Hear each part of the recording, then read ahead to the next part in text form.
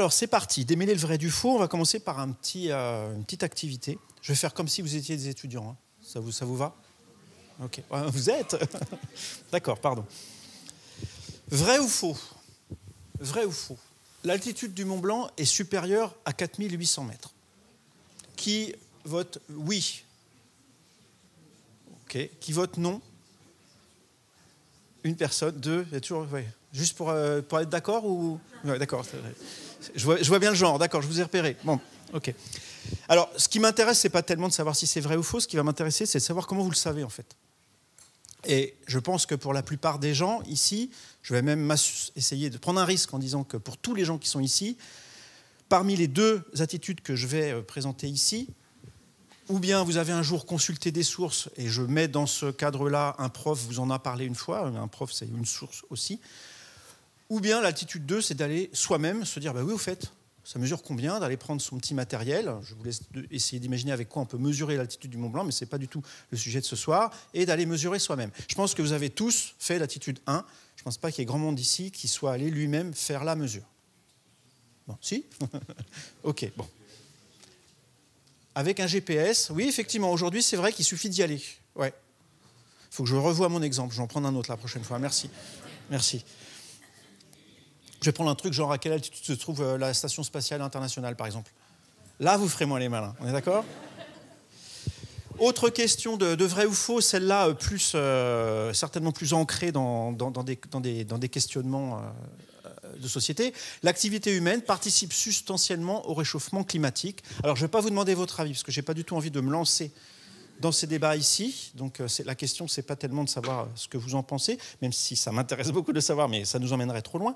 Là, de même, quand on se pose cette question-là, à titre citoyen, individuel, de la même façon, il y a deux manières de faire.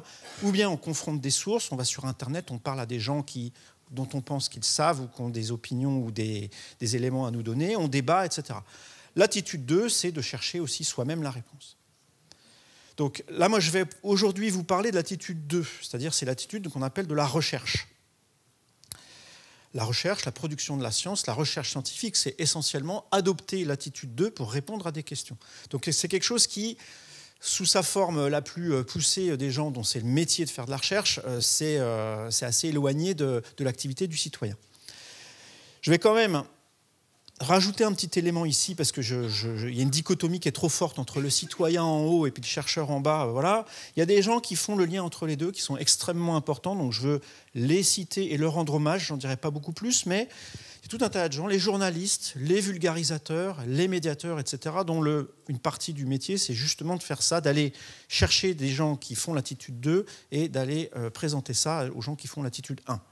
Donc ces gens-là font un métier formidable, hyper utile dans la société. Ok, alors, la question que se posent les chercheurs, elle prend plutôt cette forme-là, plutôt qu'un vrai ou faux. C'est, on a un savoir scientifique, une affirmation, et on essaye de savoir si elle est vraie ou pas. J'en donnerai des exemples tout à l'heure. Et la question qu'on peut se poser, c'est qu'est-ce qui caractérise un savoir scientifique? À partir de quel moment un savoir peut être qualifié de scientifique? Alors, si on fait le jeu d'aller demander, par exemple, j'ai fait ça avec mes étudiants, je fais un cours d'épistémologie et c'est une question que je leur pose, les mots qui reviennent quand on pose cette question-là, qu'est-ce qui caractérise un savoir scientifique? C'est des phrases, ils sont capables de faire des phrases, les étudiants, et qui rassemblent plusieurs des mots qui sont ici, pas tous, mais voilà, fait, vérité, vraisemblable, savoir, conviction, réalité. Et l'essentiel des phrases que vous pouvez faire pour décrire la science, elle va probablement aller piocher dans ces mots-là. Il en manque certainement, on pourrait faire le jeu d'essayer d'être exhaustif, mais il y en a déjà pas mal ici. Et ça, répondre à cette question, ce qu'est un savoir, et ce qu'est un savoir scientifique en particulier, ça a un nom, ça s'appelle l'épistémologie. Donc l'épistémologie, c'est la discipline à cheval entre la philosophie et la science qui s'intéresse à la nature de la connaissance, la nature du savoir, la nature du vrai. Alors un de mes objectifs, c'est de vous fournir des mots pour l'apéro que vous pourrez placer. Épistémologie, c'est le premier. Alors, des postures épistémologiques, il y en a plusieurs, c'est-à-dire que vous avez des gens dans l'histoire des sciences, dans l'histoire de la philosophie, qui sont allés répondre à la question « qu'est-ce que le savoir ?» de manière extrêmement différente. J'en donnerai quelques exemples tout à l'heure. Je pense qu'il y en a une posture épistémologique avec laquelle beaucoup d'entre vous sont familières, c'est celle-ci. Jon Snow, tu ne sais rien, Jon Snow. Si vous n'avez pas la référence, tant pis pour vous. Si vous l'avez, c'est bien, je passe à autre chose. Les exigences du savoir scientifique, si effectivement on demande, alors encore une fois à des étudiants, après j'arrêterai avec ce jeu-là, mais c'est la dernière fois que je le fais ici, si on leur demande de donner des qualificatifs qui effectivement s'appliquent au savoir scientifique en particulier, voilà ce qui sort assez souvent. Ça doit être précis, ça doit être quantitatif, ça doit expliquer, ça doit prédire et ça doit être reproductible. Donc prédire, c'est-à-dire dire des choses sur des choses qui vont se passer. Si je fais ceci et cela, alors j'obtiendrai ça. Et explicatif, c'est sur des choses qui se sont déjà passées. Ah oui, dans le passé, il s'est passé telle chose parce que causalement, il y avait cette cause-là et cette cause-là qui étaient en présence. Bon. Alors, je vais vous présenter un extrait. Je vais le faire qu'une fois dans cet exposé, mais j'aime beaucoup cette introduction de ce livre que j'aime beaucoup aussi, de Alan Chalmers, qui est un philosophe, j'allais dire contemporain, un philosophe du XXe siècle, philosophe épistémologue, qui a fait cet ouvrage qui s'appelle « Qu'est-ce que la science ?», qui est vraiment très particulier. C'est un ouvrage de vulgarisation de l'épistémologie. Il n'y en a pas tant que ça. Donc si le domaine vous intéresse, si aujourd'hui ce que je raconte, vous avez l'impression que tiens, vous avez envie d'aller plus loin, c'est un excellent point de départ. C'est un livre de poche, hein, il se lit, j'allais dire en une soirée, il ne faut peut-être pas exagérer non plus, parce qu'il y a des fois, ça peut être un tout petit peu technique sur la fin, mais au moins les 2 premiers tiers se lisent vraiment très bien et c'est très clair. Bref, voilà comment commence l'ouvrage. Quand on achète le livre, qu'on l'ouvre à la page 1, voilà, on lit ça. Le savoir scientifique est un savoir qui a fait ses preuves. Les théories scientifiques sont tirées de façon rigoureuse des faits livrés par l'observation et l'expérience. Il n'y a pas de place dans la science pour les opinions personnelles, goûts et spéculations de l'imagination. La science est objective. On peut se fier au savoir scientifique parce que c'est un savoir objectivement prouvé. Sur une échelle de 0 à 10, 0 étant pas du tout et 10 complètement, je vais vous demander de noter à quel point vous êtes d'accord avec l'affirmation qui est ici, à quel point elle vous semble raisonnable. 0, c'est n'importe quoi, et 10, c'est mais oui, carrément. Qui serait entre 0 et 3 ? 2 personnes, et ce n'est pas les personnes pénibles de tout à l'heure. Donc, ou bien il y a plusieurs sortes, d'accord ? Et qui serait plutôt entre 7 et 10 ? La majorité. Est-ce qu'il y en a qui seraient autour de 5, du coup, quand même, pour compléter quelques personnes ? Alors, dans cet ouvrage, effectivement, alors d'abord, pardon, ce qui est dit ici, que le savoir scientifique est objectivement prouvé ici, effectivement, c'est une vision assez répandue et ça mène à des choses comme ça. Ça, c'est une pub pour la cigarette, alors on n'en fait plus des comme ça. Mais si vous amusez à chercher sur Internet des anciennes pubs sur tout, vous allez trouver des trucs de fou, quoi. Bon, donc ça, c'est une pub pour les cigarettes, voilà, avec quelqu'un qui est évidemment un scientifique. Les scientifiques, ils ont tous un truc comme ça sur la tête, voilà. Et il a une blouse blanche aussi, donc on le reconnaît bien. Et il vous dit, voilà, fumez une cigarette parce que c'est bon pour la santé. C'est ce que dit en fait le texte qui est ici. Et l'argument ici, il est clairement que on vous le dit, et c'est un scientifique qui vous le dit, donc c'est scientifiquement prouvé, donc c'est vrai. Des exemples comme ça, je pense que vous en avez tous en tête, il y en a vraiment plein. Alors voilà, j'ai remis le petit texte qui est ici et je vais maintenant vous montrer ce que dit l'auteur. Quelques lignes en fait après ça, j'en ai enlevé un petit bout parce que ça concernait moins, mais voilà ce qu'il dit après, il complète.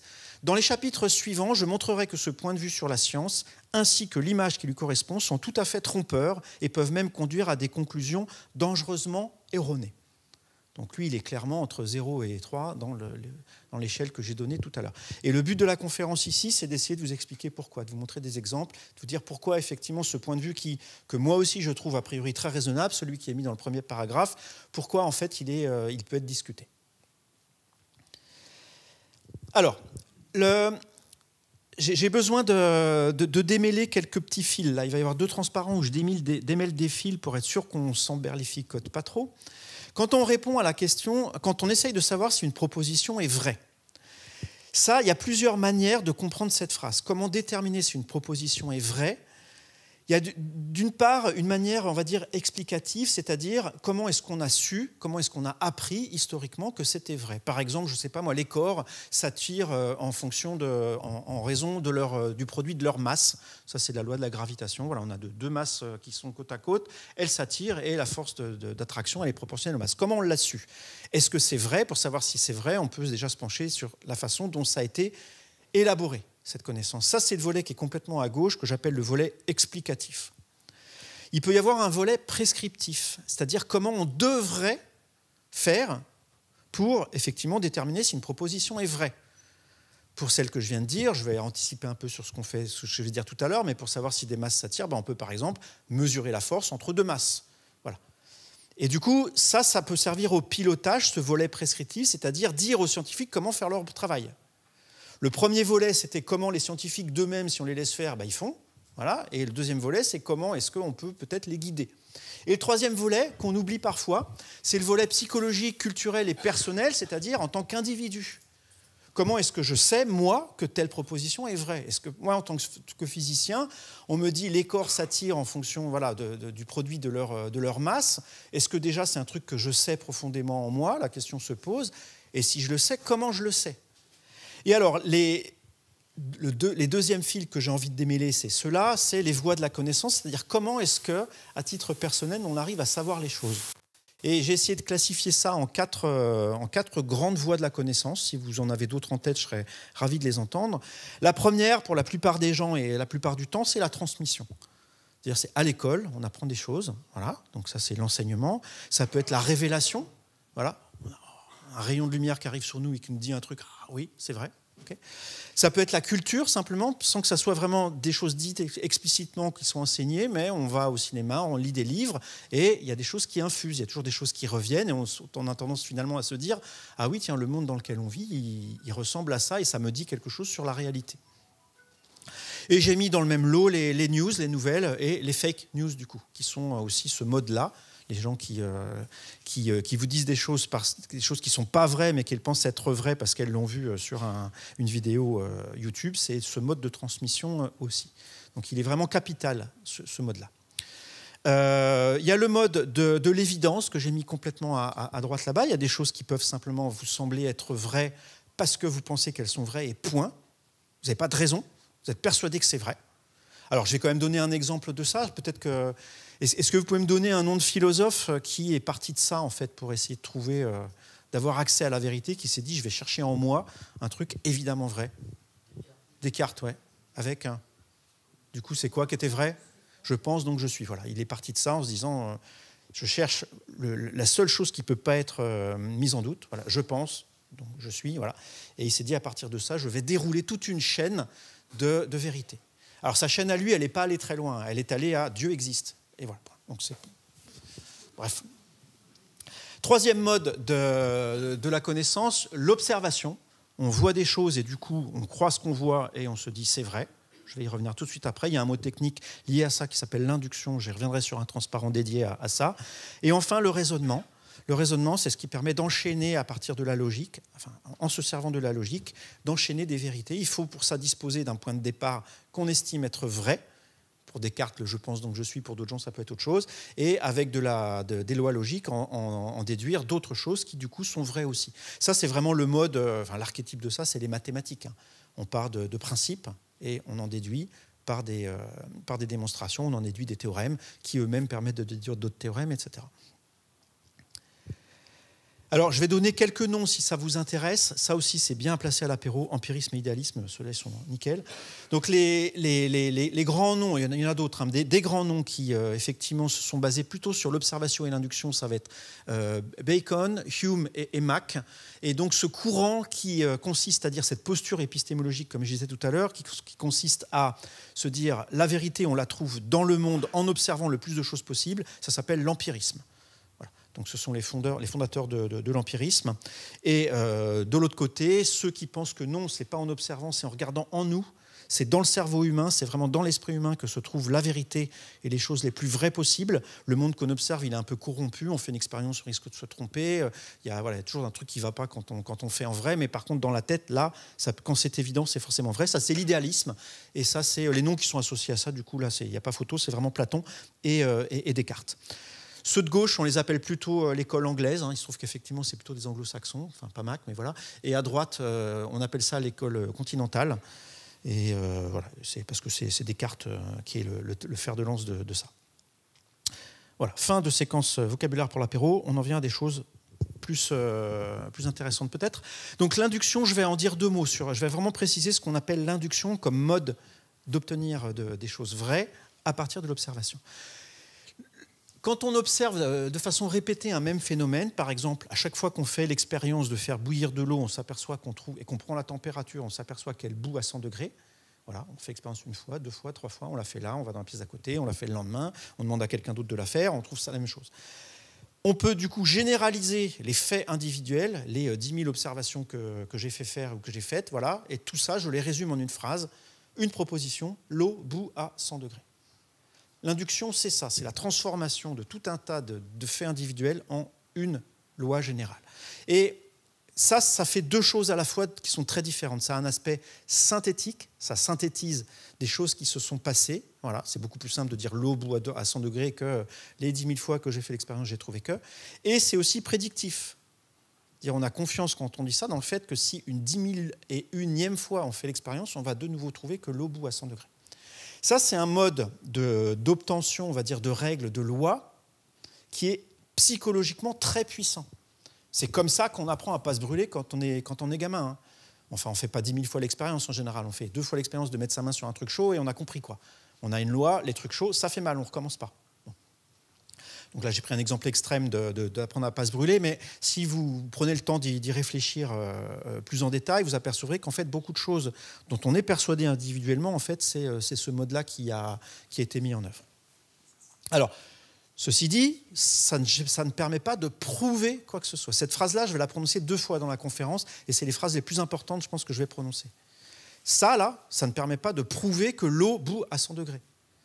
Il peut très bien se faire que quelqu'un d'autre, fasse l'expérience et trouve que l'eau ne bout pas à 100 degrés. D'ailleurs, vous auriez pu m'objecter que non, l'eau ne bout pas à 100 degrés. Je pense que beaucoup d'entre vous y avez pensé.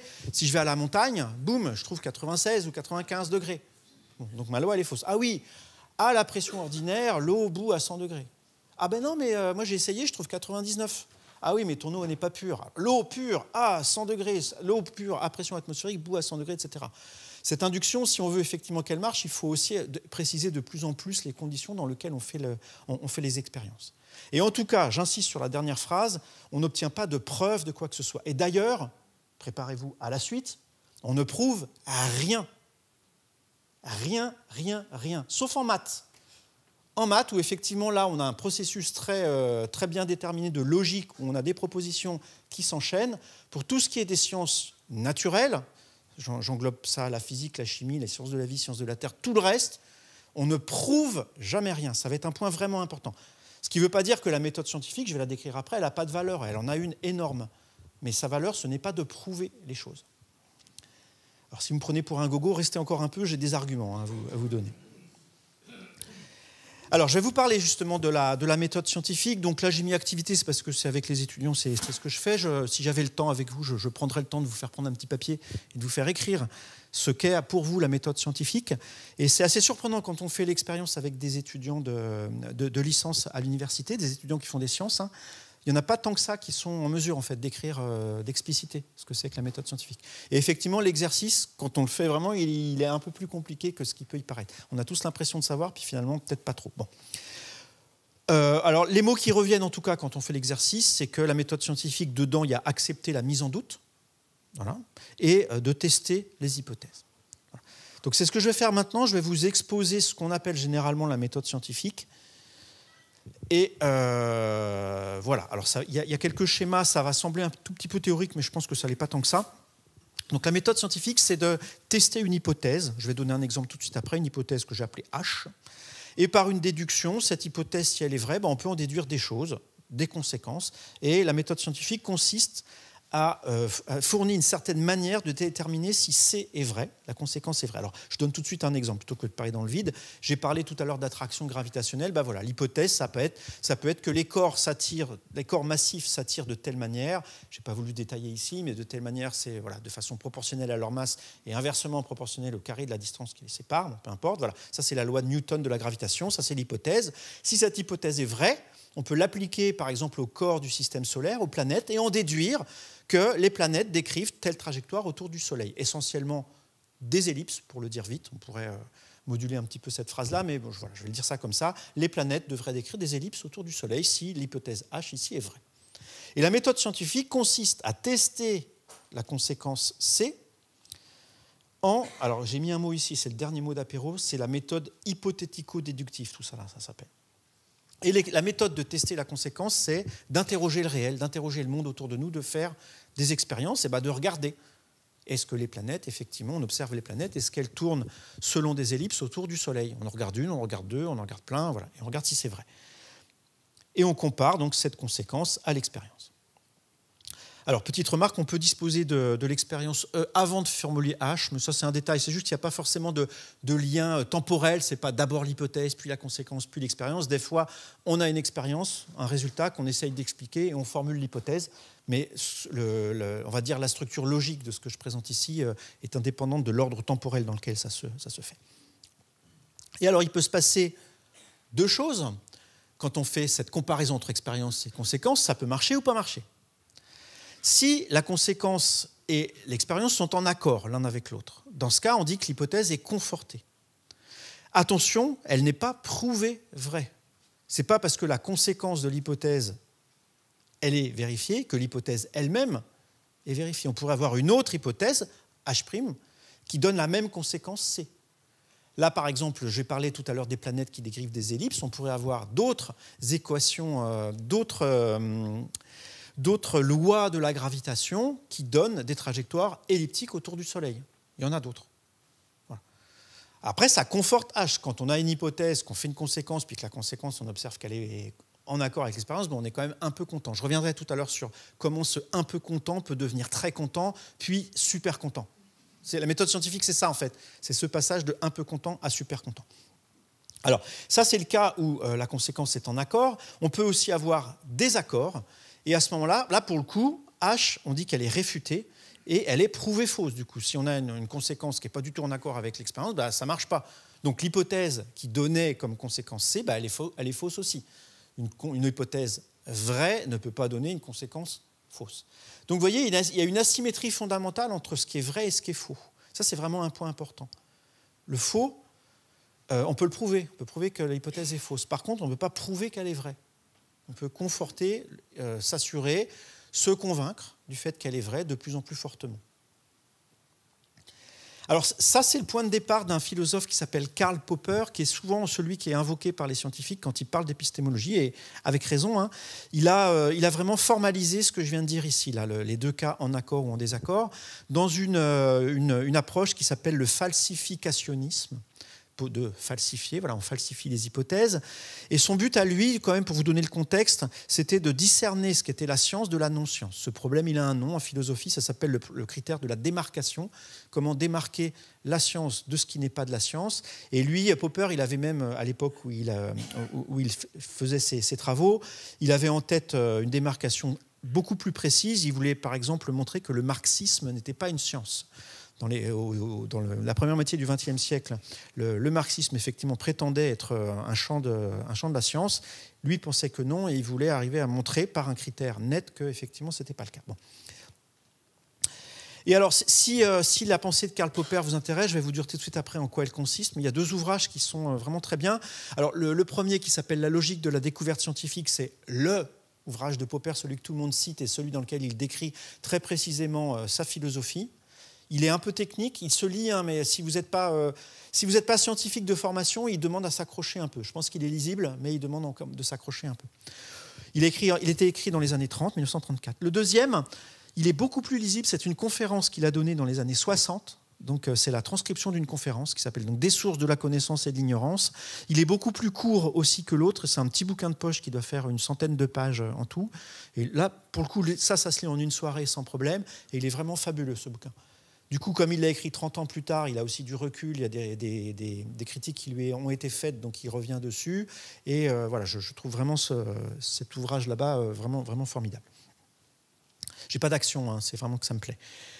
Alors voilà, le point de vue de Popper, c'est le suivant. Je repars de mon petit schéma de tout à l'heure, là, j'ai rien changé, c'est vraiment le même.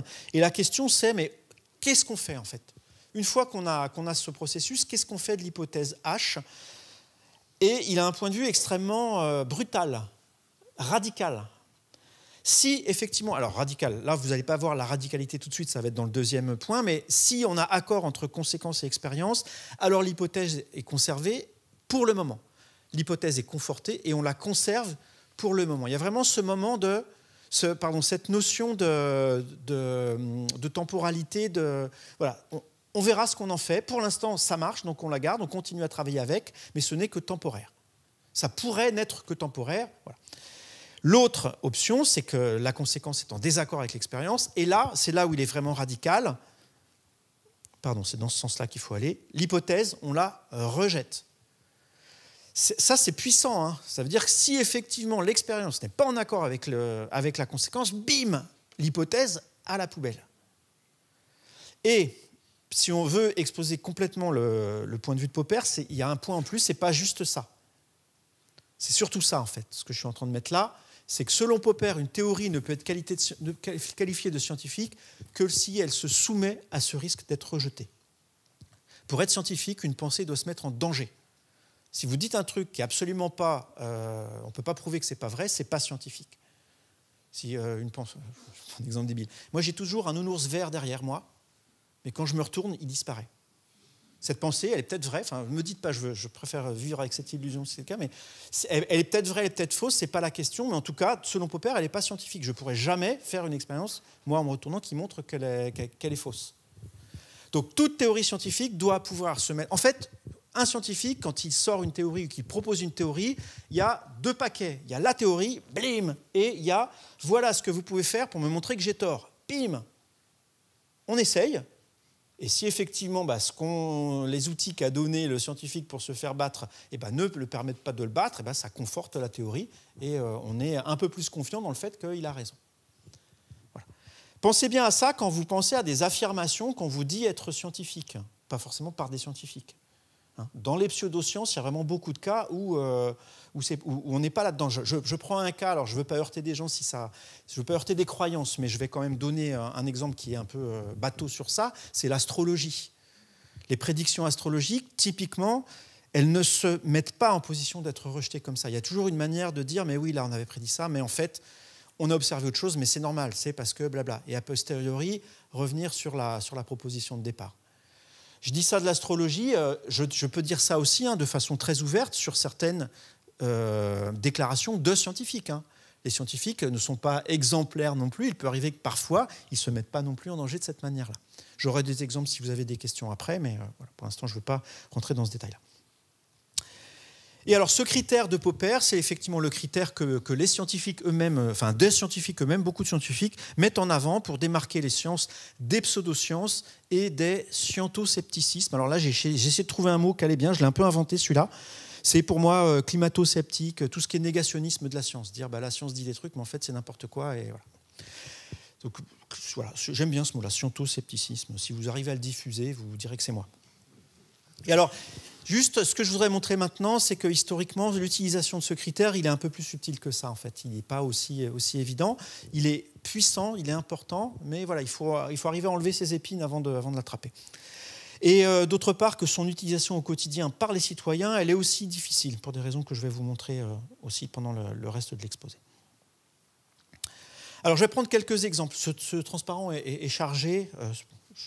C'est le plus chargé de ce que je vais vous montrer. Je vais vous montrer quelques exemples de cette méthode hypothético-déductive, là, en vous montrant d'abord des exemples où ça marche bien, même c'est les archétypes des exemples où ça marche bien. Donc j'ai pris des exemples dans mon domaine d'expertise, qui est l'astrophysique.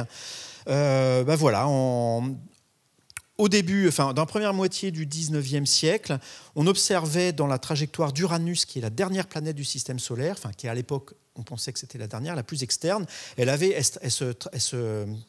une trajectoire qui était bizarre. C'est bizarre dans le sens suivant.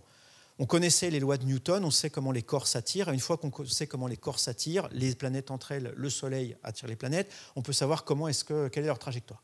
Donc on peut le calculer. Et quand on compare ce qu'on calcule à ce qu'on observe, ça marche très bien.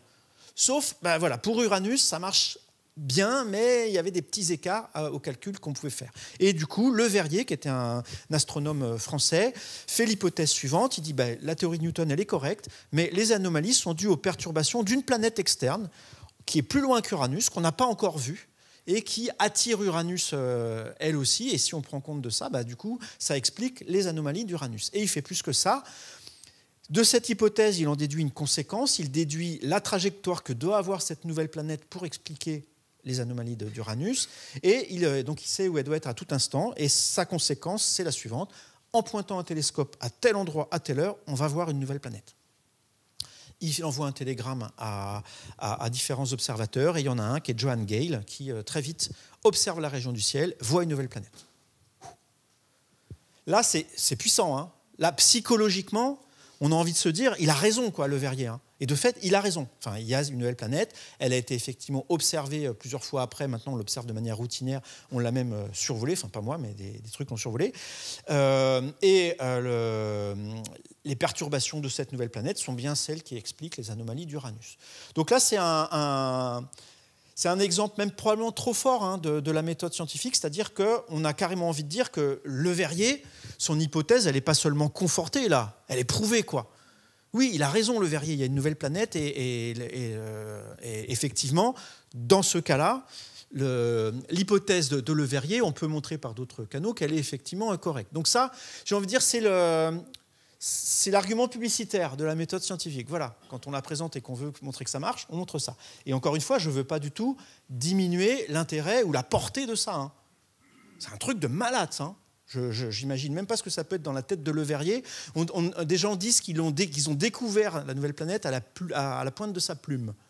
En faisant des calculs, un truc de fou, quoi. Dans le même ordre d'idée, en physique des particules, il y a des gens qui disaient tiens, en faisant telle observation avec tel accélérateur, vous allez voir une particule qui a telle masse. Pim, on observe telle particule qui a telle masse. Ça donne confiance dans l'hypothèse, dans la théorie sous-jacente. Bon. Deuxième exemple, pardon, je me calme. Deuxième exemple. Cette fois-ci, c'est Mercure qui pose problème, un tout petit peu plus tard dans l'histoire, toujours au XIXe siècle. Donc Mercure, qui est la planète la plus interne du système solaire, qui est la plus proche du Soleil, elle aussi, elle a des anomalies de nature un peu différente, mais bon, elle tortille un petit peu autour de la trajectoire prédite. Bon, Le Verrier arrive, les gars, c'est bon, on a déjà joué à ce jeu-là, il y a une nouvelle planète, cette fois-ci qui est intérieure au système solaire, qui perturbe Mercure. On lui donne un nom, elle s'appelle Vulcain. Et pendant toute la deuxième moitié du XXe siècle, du XIXe siècle, il y a toute une activité des astronomes qui consiste à essayer de trouver cette planète Vulcain. Et, comme je l'ai mis ici, ça vous perturbe peut-être. Donc la conséquence, c'est qu'en observant à la périphérie du Soleil, on devrait observer effectivement Vulcain, et de fait, Vulcain est observé. Pendant une éclipse, donc c'est comme ça qu'on faisait. Pour observer près du Soleil, c'est compliqué. Hein. Déjà, Mercure, c'est pas évident, parce que c'est près du Soleil, donc on est ébloui par le Soleil, donc quelque chose qui est encore plus près que Mercure, c'est pas évident. Donc il faut attendre une éclipse de Soleil où le Soleil est là, mais sa lumière est cachée par la Lune. Bref. Et quand je dis que Vulcain est observé, effectivement, il y a des points qui sont des planètes, et vous avez, pendant 1 ou 2 ans de l'histoire des sciences, un moment où, voilà, sur Terre, on pense qu'il y a une nouvelle planète qui s'appelle Vulcain. Alors, évidemment, là, vous dites, non, mais il a bu, c'est pas possible. Non, je n'ai pas bu, mais voilà. En fait, non. On observe finalement que non. Ce qui a été vu, ce n'était pas Vulcain. Et le premier résultat expérimental a été démenti. Ce n'était pas une planète, c'était autre chose. Et toutes les observations subséquentes ont montré que non, il n'y avait pas de planète Vulcain. Ça, c'est pour vous montrer, cet exemple-là, il montre le risque d'être aussi extrême que Popper. Dire, paf, il y a un truc qui ne va pas, pof, on jette tout à la poubelle, quoi. On se calme. Il peut y avoir plein de raisons pour lesquelles quelque chose ne donne pas ce qu'on veut. Une observation qu'on pense être solide ne l'est pas. Une théorie dont on pense qu'elle prédit telle conséquence, puis finalement non. On s'est trompé dans la chaîne qui va de l'hypothèse à la conséquence. Il y a tout un tas de choses qui peuvent tourner mal, là. Donc, je donnerai ce message-là plus clairement après, mais la méthode scientifique, il faut la prendre calmement. Lui, je ne peux pas ne pas en parler. Je suis copernicophile. Copernic, c'est un personnage important de l'histoire de l'astronomie. En 1543, il publie un livre qui s'appellerait en français « De la révolution des orbes célestes ». Ça commence en latin par « De revolutionibus », et je ne sais pas la suite en latin, je suis désolé. Mais voilà. Et dans ce livre, il expose la vision héliocentrique de l'univers, c'est-à-dire la vision de l'univers. Alors on appellerait ça, nous, le système solaire, mais lui, à l'époque, il appelle ça l'univers. Une vision de l'univers dans laquelle vous avez au centre le Soleil et autour les différentes planètes, dont la Terre. Avant lui, le point de vue qui prévalait, c'est que la Terre était au centre de l'univers, avec autour les planètes qui tournent autour de la Terre et le Soleil qui tourne aussi autour de la Terre. Donc l'exemple, le schéma que vous voyez ici, la figure que vous voyez sur une photo du livre lui-même, Donc vous ne voyez pas le détail, mais je vous le dis, au centre c'est le Soleil et autour c'est les planètes. Donc c'est une des figures les plus importantes de l'histoire de l'astronomie et de la cosmologie. Bon. Copernic propose ça. Alors lui, il ne connaît pas Popper. Hein, donc je ne vais pas essayer ici de voir comment Copernic aurait pu faire les choses différentes, mais ce que je vais faire, c'est un exercice un peu de fiction, d'analyser la posture et l'attitude de Copernic à l'aune de ce qu'aujourd'hui on considère comme une démarche scientifique saine. Donc Copernic pense que c'est plutôt le Soleil qui est au centre de la Terre, et il met tout de suite, effectivement, il voit les désavantages de cette vision. Alors, pardon, je rembobine un petit peu, parce que vous avez peut-être plein de choses qui se mêlent quand je dis ça sans en parler explicitement. Ce point de vue, il a été rejeté, il a été combattu. Il a été combattu par divers types de personnes. Il a été combattu d'une part par l'Église, mais pas que. Il a été aussi combattu par les astronomes de l'époque. L'Église, ce n'est pas ce qui m'intéresse ici, je vais vous parler des astronomes. Pourquoi les astronomes ont-ils massivement rejeté cette hypothèse-là ? C'est qu'en fait, Copernic, il a joué le jeu honnêtement, comme il a suivi Popper avant Popper, et il s'est dit, je vais regarder ce qui pourrait tourner mal, avoir une prédiction qu'on pourrait comparer à la réalité. Voilà. Et il a effectivement une expérience en tête qui est la suivante. Il se dit, si le Soleil est au centre de l'univers et que la Terre est en train de tourner autour du Soleil, du coup, la Terre est en train de se déplacer. Cet univers, j'ai décrit le Soleil, mais il y a aussi des planètes, et à son bord le plus lointain, il y a une sphère sur laquelle sont mises, peintes, dessinées, j'en sais rien, accrochées, les étoiles. Ça s'appelle la sphère céleste. Donc il y a la sphère céleste et le Soleil au centre, et la Terre se déplace par rapport à cette sphère céleste. Imaginez que, on va prendre une sphère qui a une forme bizarre, le bord de l'univers, c'est les murs de cette pièce, et moi je suis la Terre. Ça c'est le Soleil, et moi je vais tourner, alors je ne vais pas faire le tour complet, mais voilà, je vais me déplacer autour du Soleil. Si je regarde les étoiles, de mon point de vue en train de bouger, je pense que vous pouvez vous convaincre assez aisément que les étoiles, par exemple, ça va être pour moi le mot exemple, c'est une étoile, et le mot 4, c'est une autre étoile. Si je me déplace comme ça autour du Soleil, je vois les deux étoiles-là qui ont des positions de plus en plus différentes. Là, pour moi, je les vois de côté, elles sont très proches l'une de l'autre. C'est la parallaxe, je les vois de travers. Si je m'approche comme ça, elles s'éloignent de plus en plus, je les vois de face, et si je m'éloignais encore plus, ça redeviendrait proche l'une de l'autre. Autrement dit, si on regarde les étoiles, si on regarde le fond d'étoiles qui est sur la sphère externe, comme la Terre se déplace autour du Soleil, on devrait voir les positions des étoiles qui se déplacent légèrement au cours des saisons. La Terre met 1 an à faire le tour, donc une fois que la Terre a fait un tour, on a vu toutes les positions possibles des étoiles. Or, ça, ce n'est pas observé. On ne voit pas une modification de l'écart entre les étoiles au fil des saisons. Donc les astronomes disent très bien, c'est une bonne idée, mais non, expérimentalement, elle ne marche pas. Alors, Copernic, lui, il avait évidemment envisagé cette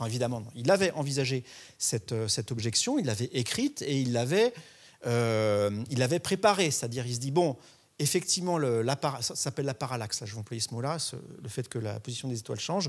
Cette parallaxe, on ne l'observe pas, mais ce que ça veut dire, c'est que la sphère des étoiles, elle est simplement immensément loin.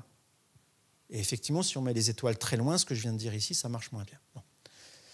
Et là, les astronomes n'étaient pas d'accord non plus, et on peut les comprendre. Il y a une question de naturalité. On a le Soleil, les planètes qui sont à certaines distances, et tout d'un coup, le bord qui se trouverait 1 million de fois plus loin. C'est bizarre. Ça semble vraiment le truc sorti du chapeau, juste pour répondre à une question bien précise. Bon. Alors certains ont cru quand même à l'héliocentrisme au point d'appuyer leurs travaux dessus, et finalement, au bout d'1 siècle, l'idée a été bien ancrée. Alors, ce qu'ont fait les scientifiques déjà du temps de Copernic, ce que font les scientifiques aujourd'hui, c'est que quand il y a un grain de sable comme ça, quelque chose qui vient, qui se met dans la machine, une prédiction qui devrait être vérifiée, qui ne l'est pas, on ne fait pas ce que dit Popper. On ne jette pas la théorie et l'ensemble et on passe à autre chose. On attend. Et alors, il y a une formalisation de ça, on n'attend pas bêtement que ça s'arrange. Donc là, je vous donne le nom d'un deuxième philosophe dont je veux parler, ça sera le dernier, Thomas Kuhn, qui lui est de formation physicien, il a même une excellente formation de physicien, et il formalise la marche de la science de la manière suivante. Il dit, et lui, il est dans le point de vue vraiment explicatif, histoire des sciences, c'est pas du tout... ça se veut pas... du pilotage, comme je le disais tout à l'heure. Bref, il y a deux deux périodes dans la science. Il y a des périodes de science normale, donc on a des théories, on les explore, on explore leurs conséquences. Certaines vont marcher avec l'expérience, d'autres non, mais voilà, on continue. Il appelle ça des énigmes. On a des énigmes, par exemple, tiens, quelle est la trajectoire de telle planète autour du Soleil si on admet la loi de la gravitation de Newton? Ceci. Bon. Tiens, si je rajoute une planète à l'extérieur, comment ça perturbe Uranus? Voilà. Ça, ce sont des énigmes qui sont résolues. C'est la science normale. Et parfois, les raisons, disons que les couacs, les points qui sont en désaccord, les points de désaccord entre l'expérience et les prédictions deviennent nombreux, deviennent embêtants, deviennent insupportables. Et là, il y a un changement d'un coup, qui s'appelle un changement de paradigme, une révolution scientifique. Le terme révolution scientifique, c'est Kuhn qui l'introduit, vous l'avez certainement entendu, et c'est à cette occasion-là. Donc il y a la science normale où on attend que ça s'accumule, voilà, ça marche bien, ça marche, si ça ne marche pas, on laisse faire, puis on attend que vraiment ça coince, et si au bout d'un moment, vraiment, en toute honnêteté, on ne peut pas continuer à travailler avec cette théorie qui a plein de défauts, bim, on passe à une autre, si on en a une autre. Ce n'est pas toujours le cas. Bon. Donc ça, c'est un point de vue que Kuhn a exprimé en 1962, et il est vraiment là... Il l'a fait pour décrire la science, mais en fait, je vous ai menti quand il n'y avait pas un petit peu de pilotage là-dedans. Il veut aussi en fait donner les outils aux scientifiques pour travailler correctement, c'est-à-dire pas dans la précipitation, qu'on n'arrête pas, qu'on ne change pas de théorie à chaque fois qu'il y a un truc de travers. Je vais vous montrer des exemples tout à l'heure. La science, elle est faite de choses qui vont et de choses qui ne vont pas. Toute théorie scientifique, elle a des défauts. Ce qui ne veut pas dire qu'il faut les jeter, etc. C'est par ça que je finirai. Et alors, précisément, c'est ce que j'essaye de dire maintenant, en pratique, une hypothèse conduit généralement à plusieurs conséquences testables et à un mélange d'accords et de désaccords avec l'expérience. Comment on gère ça? Et alors, je vais vous parler ici, ça va sembler être un petit peu un hiatus, mais vous allez voir que, enfin, j'espère que ça ne le sera pas trop, je vais vous parler de biais de confirmation.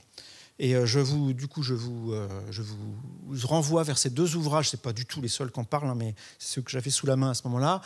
Gérald Bronner, La démocratie des crédules, et ce livre, Le gorille invisible, ça c'est des psychologues, lui il est plutôt journaliste, je ne sais pas comment l'appeler, journaliste, philosophe. Et les deux en parlent de ça, et le biais de confirmation, c'est de dire que en fait, quand on cherche une information et qu'on a une petite idée de ce qu'on veut trouver, on a plus de chances de trouver des choses qui sont en accord avec ce qu'on pense au début. Alors, par exemple, alors là, vous n'avez rien compris à ma phrase, je recommence. J'ai essayé de prendre un exemple, alors je ne vais pas aller jusqu'à dire que j'ai essayé de trouver un exemple intelligent, mais voilà, cet exemple, il vient de ma tête. Je ne sais pas si l'estragon soigne le rhume ou pas, j'ai aucune idée en fait. Je ne sais pas pourquoi j'ai pensé à ça, mais c'est la question que je me suis posée en préparant cette conférence. Et si on veut savoir si effectivement l'estragon soigne le rhume, il y a deux manières d'aborder ça. La manière naturelle, on va dire que la plupart des gens, c'est d'essayer de, oui, tiens, on va chercher, peut-être sur Internet, je vais prendre sur Internet comme méthode, chercher sur Internet, est-ce que, effectivement, l'estragon soigne le rhume? Bon. L'autre méthode, plus intéressante, c'est de se dire, est-ce que je trouve des cas où l'estragon ne soigne pas le rhume? Essayer de mettre en défaut l'affirmation. Donc, première méthode, essayer de confirmer l'affirmation. Deuxième méthode, essayer de la mettre en défaut. J'ai fait l'exercice pour vous, vous le ferez aussi avec d'autres propositions plus intéressantes si vous voulez. Dans le premier cas, j'ai cherché, je ne sais plus, estragon guérison probablement, et je suis tombé sur tout un tas de sites qui me disent que waouh, ouais, l'estragon c'est vraiment super bon pour la santé, quoi. J'étais content, j'avais de l'estragon dans le jardin, donc voilà. Non, pas à cette époque-là, je mens. Deuxième expérience, j'ai essayé cette fois-ci avec estragon et poison, je crois, mais un truc un peu fort. Et oui, je tombe aussi sur des sites qui me disent, des sites que je pense tout à fait respectables, l'estragol qui est contenu dans l'estragon est cancérogène et génotoxique. Alors, ça va, dans la plante, il n'est plus tout ça, ça va bien, mais il y a quand même des raisons, on pourrait être un petit peu inquiet quand même. En allant creuser, je ne l'ai pas fait, hein, mais je suis sûr qu'en creusant, vous allez trouver des gens qui n'ont lu que la première phrase et qui vous diront que l'estragon est cancérigène, voilà, en allant un peu faire un raccourci. Le biais de confirmation, c'est ça. Personne n'en est exempt, pas vous, pas moi, pas les scientifiques, et il faut vraiment le connaître. Il faut savoir qu'on est tous vraiment sujets à ça. Je vous donnerai une recette à la toute fin, ma phrase de conclusion, ça sera une recette contre ça. Enfin, pour essayer de se prémunir au mieux du biais de confirmation. Et alors, je vais quand même prendre des exemples plus intéressants que mon estragon et mon rhume, là. Premier exemple qui, du coup, est directement de mon domaine, de la cosmologie. Donc, imaginons qu'on veuille évaluer la proposition suivante, qui relève de la cosmologie, qui est que l'univers a évolué depuis une phase très chaude et très dense. Ça s'appelle ça le modèle du Big Bang. Et Quand on fait la liste des points, on va dire, favorables à cette proposition, on en trouve plein. J'ai mis une liste ici. Alors, je n'ai pas voulu faire une conférence de cosmologie, donc il y a des choses, je ne vais même pas les décrire. Nucléosynthèse primordiale, ça, je vais le faire quand même. C'est le fait que ce modèle du Big Bang prédit de manière assez précise la manière dont se forment les noyaux. Les noyaux, c'est des assemblages de protons et de neutrons. Et si vous laissez l'univers comme ça, chaud, se refroidir tout seul, pif, et s'expande, vous apercevez que la recette, elle est un peu écrite dans l'expansion, ça se fait tout seul. Il y a des protons et neutrons qui vont se mettre ensemble. Et si vous regardez naturellement quelle est la proportion de noyaux, d'hélium, de lithium, etc., qui se forment, et ben bim, vous tombez sur ce qu'on observe dans l'univers aujourd'hui, en fait. C'est un truc de fou. Hein. Donc c'est vraiment du niveau de la prédiction de Le Verrier tout à l'heure. On se dit, waouh, c'est quand même c'est fort. Bon. Je me recalme. La formation des grandes structures, ça permet de prédire comment se forment les galaxies, les amas de galaxies, etc. Ça permet de comprendre comment l'univers s'expand, ça permet de comprendre ce qu'on appelle le fond diffus cosmologique, un fond de rayonnement en micro-ondes qu'on observe de manière extrêmement précise aujourd'hui et dont les caractéristiques fines sont vraiment en accord avec l'hypothèse du Big Bang. Voilà, il y a tout un tas de choses. Il y a bien évidemment des points contre aussi. Il y a des choses qui ne vont pas avec ce modèle. Enfin, qui ne vont pas. Ça, c'est une question de point de vue. Par exemple, il faut, pour que ça marche, rajouter une quantité importante de quelque chose qu'on appelle la matière noire, une substance qui serait là, qu'on ne voit pas, qui joue un rôle gravitationnel important, qui même domine. Hein, c'est la composante dominante dans le modèle du Big Bang. Voilà, il faut mettre ça. Ça peut choquer, on peut avoir envie de ne pas mettre un truc invisible en plus dans un modèle. Voilà. Il y a aussi plusieurs tensions où des grandeurs qu'on mesure de différentes façons ont différentes valeurs. Par exemple, le taux d'expansion de l'univers aujourd'hui, il y a des tensions un petit peu sur les valeurs fines. Donc voilà, il y a des pour, il y a des contre. Et la question, c'est une question qui n'est pas du tout rhétorique, qui s'est déjà posée, que j'ai déjà eu à aborder avec des gens qui m'en parlaient quand ils lisaient les journaux. L'observation d'une étoile trop vieille fait-elle basculer l'édifice ?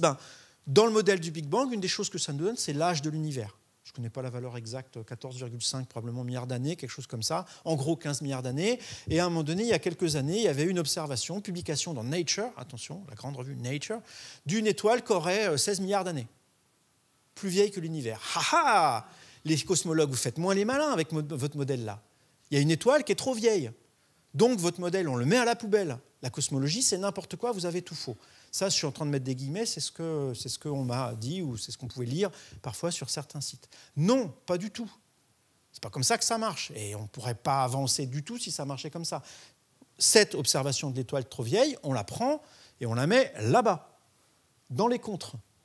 Si un chercheur, un scientifique, un cosmologue estime qu'effectivement, non, ça c'est vraiment insupportable, on ne peut pas l'accepter, il n'accepte pas la cosmologie et il travaille sur des modèles alternatifs, il n'y a personne qui l'interdit, il n'y a pas de problème.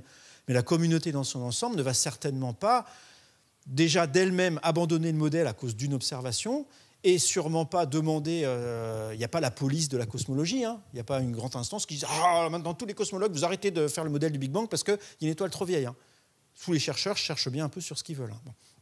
Il se trouve que dans ce cas-là, c'est l'observation qui n'était pas correcte. Voilà. L'étoile, elle n'avait pas 16 milliards d'années. Il y avait des bonnes raisons de penser qu'elle avait ça. Voilà, bon, ça a été discuté. Il a fallu du temps. J'en viens là, à ce temps dont j'ai déjà parlé tout à l'heure. Il a fallu du temps pour effectivement tester cette hypothèse. Et le temps a montré que non. C'était dans la colonne des comptes, puis finalement, ça a disparu. Je ne dis pas que tout ce qui est dans la colonne des comptes disparaît forcément. Mais ce n'est pas parce qu'on l'y met que ça y reste toujours non plus.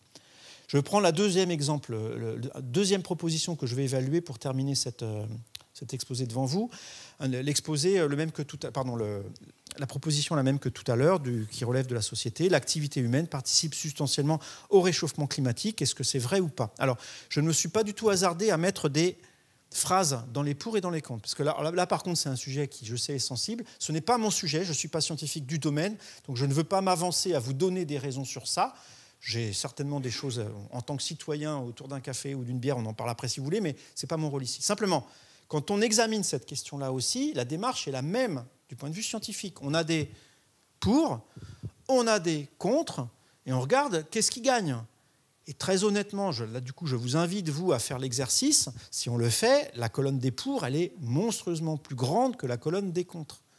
Ce qui ne veut pas dire qu'il n'y a pas des choses contre. Alors, par exemple, la publication d'un article dans Nature, la revue aussi prestigieuse soit-elle, dans Nature, qui vous indique que non, mais finalement, il y a un modèle qui nous montre que le réchauffement climatique serait peut-être dû simplement à des volcans ou je ne sais pas quoi. Ok, bon, très bien, ça va dans le contre, là-bas, on le met. On se calme, on le met et on est... Voilà. Alors je dis on se calme. C'est des sujets sur lesquels on n'a peut-être pas trop de temps de se calmer non plus. Donc il est un petit peu différent ce sujet-là. Et justement, ce que je veux terminer par ça, les enjeux des deux questions que je vous ai posées ne sont pas du tout les mêmes. En cosmologie, si le modèle du Big Bang est... Honnêtement, on va pas... Enfin, j'allais dire ça ne va pas nous empêcher de dormir. Moi, peut-être si, mais vous, peut-être non. Bon. Le climat, là, c'est autre chose. On n'a pas envie de se tromper. On n'a pas envie non plus d'attendre 100 ans, d'avoir des données de fou pour avoir une réponse. Bon. Les deuxièmes types de questions, celles sur la société, elles ont aussi une caractéristique qu'il faut bien avoir en tête, c'est qu'on peut se sentir plus légitime d'avoir une opinion sur cette seconde question. Alors, je le dis de façon très maladroite, on peut avoir une opinion sur tout et n'importe quoi, tout le monde a le droit d'avoir des opinions, même sur la cosmologie, il n'y a pas de problème. Mais une opinion sur le deuxième point, vous risquez peut-être plus d'être manipulé sur la seconde question que sur la première. Parce que les enjeux sont importants, parce qu'effectivement, on a aussi l'impression que peut-être le temps, la météo, le climat, c'est bon, ça fait 10 ans que je vois les étés succéder, j'ai un avis. La cosmologie, on a moins le contact direct avec l'univers passé. Bon, c'est un sentiment personnel, là peut-être que je me trompe sur ça. En tout cas, je vous assure que des fois, on essaye de nous manipuler sur la question 2. Ça, il n'y a pas photo. Et alors, il y a des gens dont le métier, c'est de perturber ce jeu-là. Donc, c'est les lobbyistes. Les lobbyistes, leur jeu, c'est d'aller remplir la colonne qui est là-bas. J'ai pris ce sujet-là, ça pourrait être un autre. Sur le sujet du climat, voilà, il y a des lobbyistes, il y a des gens dont le métier, c'est d'essayer d'affaiblir la position que le changement climatique pourrait être d'origine humaine. Et du coup, ils vont aller ou bien demander à des gens, payer des scientifiques pour aller plutôt travailler là-dessus. Donc, tous les scientifiques ne sont pas honnêtes. Il y en a qui, effectivement, se laissent corrompre. Ce n'est pas du tout la majorité. Ça existe, c'est ça que je veux dire. Voilà. Donc, ça irait là-bas. Et le travail des lobbyistes, c'est aussi d'aller mettre le projecteur sur ça. D'aller un peu oublier ça ou dire « ouais, mais ça, c'est pas très grave » ou « ouais, mais lui, là-bas, quand il a écrit ça, il était complètement bourré. » Donc, voilà. Trouver des arguments pour essayer de diminuer l'influence des pour et d'augmenter l'influence des contre. Et je vous mets aussi en garde contre un autre point, c'est que un danger, en fait. C'est que je veux vraiment que vous reteniez pour le moment qui est ici dans ma phrase que j'ai faite tout à l'heure, ça ne veut pas dire que tout est toujours en équilibre et en danger non plus. Le relativisme, c'est l'attitude qui consiste à dire de toute façon, on ne sait rien parce que tout est temporaire, donc voilà, mon opinion à moi, elle est aussi bonne que la vôtre. Peut-être que demain, on prouvera que vous autres, c'est ce qu'on me dit à moi, voilà, vous, scientifiques, là, vous pensez ça, mais demain, ça changera peut-être. Oui, ok, c'est vrai, mais ça ne veut pas dire que mon opinion à moi, qui est temporaire, elle est aussi valable ou aussi peu valable que l'opinion de l'autre qui est temporaire. C'est pas parce que deux opinions temporaires, elles peuvent être plus solides l'une que l'autre. Je vais essayer de l'exprimer mieux, ça.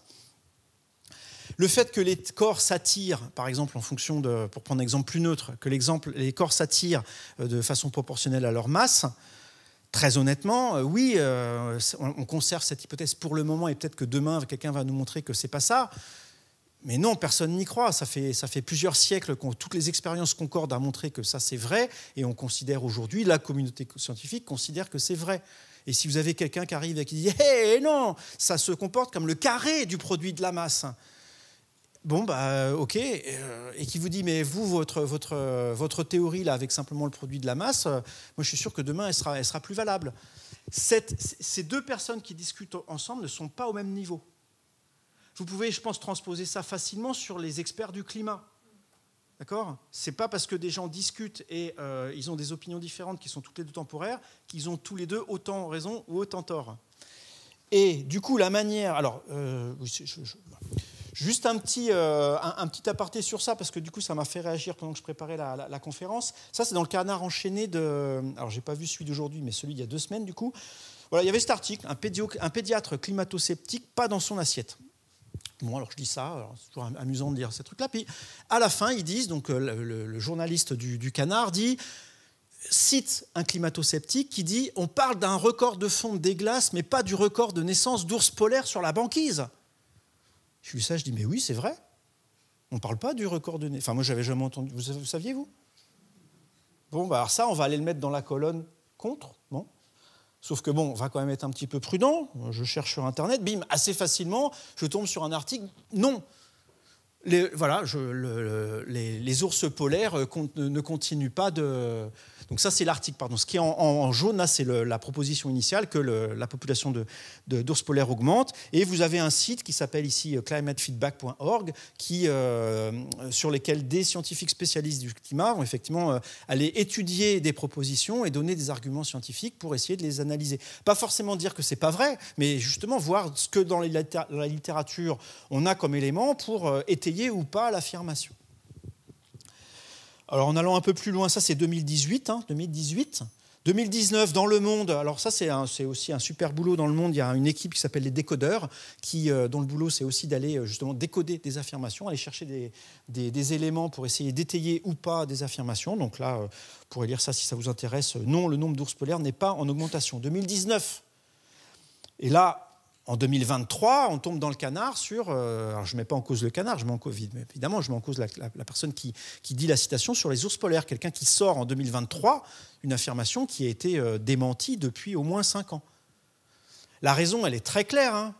Le climato-sceptique dont on parle ici, jamais de la vie, il va aller lire ça. C'est le biais de confirmation poussé à son extrême. Dire que oui, alors là, je vais même mettre des guillemets, mais les phrases, vous l'avez tous entendues. Les climato-sceptiques qui vont aller lire ça vont dire ouais, mais là, c'est parce que c'est les gens qui sont payés par les... Alors, c'est comment? Les climato-alarmistes. Voilà, si vous n'êtes pas climato-sceptique, vous êtes climato-alarmiste. C'est bien de mettre un mot comme ça pour stigmatiser son ennemi, ce que font les gens comme moi quand ils parlent des climato-sceptiques, mais du coup, eux, ils ont aussi cette arme-là. Donc, les climato-sceptiques vont dire, voilà, ça, c'est les climato-alarmistes qui sont payés en plus par les sociétés pour essayer de nous faire peur et essayer de nous vendre des trucs, mais non, jamais je vais lire ça, ce que disent les climato-sceptiques. Hein, et ils ne le font pas, effectivement. Et ça, c'est un vrai danger. Hein. Le danger, un grand danger, à mon avis, dans la société, enfin, dans le marché de la connaissance, il est là. Hein. Enfin, je dis à mon avis, c'est pas moi qui l'ai inventé. Hein. Et alors, pour terminer, j'ai juste deux transparents à vous montrer, deux conclusions. J'ai deux conclusions, en fait. La première, c'est quand même d'essayer de donner une méthode satisfaisante. C'était peut-être un petit peu négatif là, de vous dire, si on fait ça, ça ne marche pas bien, etc. L'approche satisfaisante, quand même, elle est très claire. Si vous devez juger des mérites d'une affirmation, vous comparez les mérites de toutes les alternatives. Par exemple, 1, l'activité humaine participe substantiellement au réchauffement climatique. 2, l'activité humaine ne participe pas substantiellement au réchauffement climatique. Et vous cherchez de façon très honnête à étayer les deux points de vue. Voilà. Et puis vous voyez ce que ça donne. Il peut y avoir des cas où ça ne tranche pas. Hein. Et il y a des cas, effectivement, où on n'a pas de réponse tranchée, même sur des questions qui sont purement scientifiques. Il y en a. Il y en a d'autres où on a des réponses tranchées. Et alors là, c'est sûrement mon opinion, mais j'ai l'opinion que ça en fait partie. Et du coup, puisque c'est bientôt Noël, je vous offre la méthode scientifique format citation papillote. Alors j'ai écrit à Réveillon pour qu'ils la mettent dans leur bonbon, mais ils ne m'ont pas répondu. Donc la méthode scientifique, c'est ça. Si tu veux te convaincre que tu es dans le vrai, fais tout ton possible pour montrer que tu es dans le faux. Et là, vous aurez obtenu quelque chose, vous aurez obtenu une connaissance. Vraiment, essayez de toutes vos forces de montrer que vous vous trompez vous-même. Si vous n'y arrivez pas, tant mieux. Si vous y arrivez, tant mieux. Je vous remercie pour votre attention et je suis disponible pour vos questions si vous en avez.